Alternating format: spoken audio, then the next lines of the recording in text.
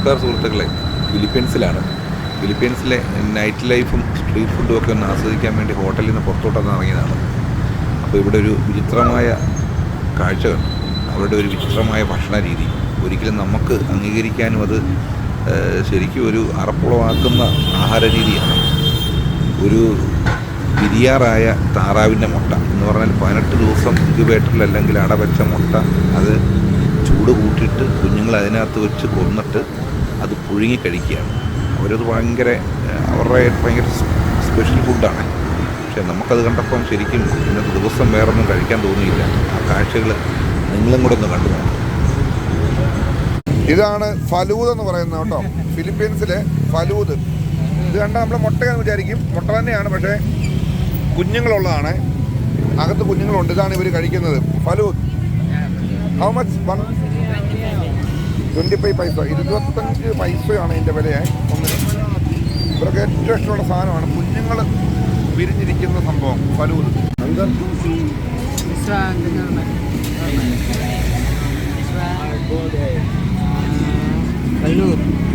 ഫലൂദ് ഫലൂദ്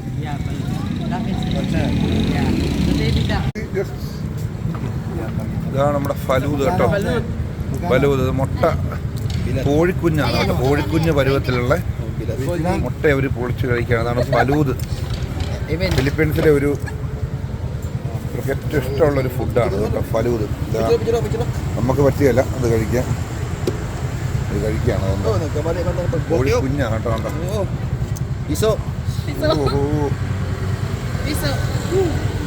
കാലും കൈയൊക്കെ ആയതാണ്. കൊടുക്കുന്ന അവർ നേരെ സോസൊക്കെ ഒഴിച്ച് കഴിക്കുകയാണ്.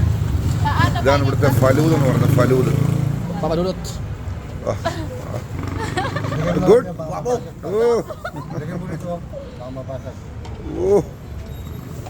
അതിൻ്റെ ആ ചോരയെല്ലാം കൂടെ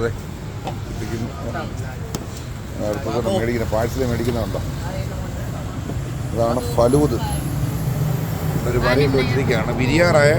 ബിരിയാറായ മുട്ട അവർ പുഴുങ്ങിയെടുക്കുകയാണ്. അതാണ് ഫലൂദ്. ഇത് ആൾക്കാർ ഏറ്റവും കൂടുതൽ ഉപയോഗിക്കുന്നതാണ്. വയാഗ്രയൊക്കെയാന്ന് തോന്നുന്നു, അങ്ങനെയൊക്കെയാണ് അവരുടെ ചിന്തയെന്ന് തോന്നുന്നു. അപ്പം നമുക്കിത് പറ്റത്തില്ല കേട്ടോ. നമുക്ക് കണ്ടിട്ട് തന്നെ ഒരു വെറുപ്പ് ഉറപ്പം തോന്നുവാണ്.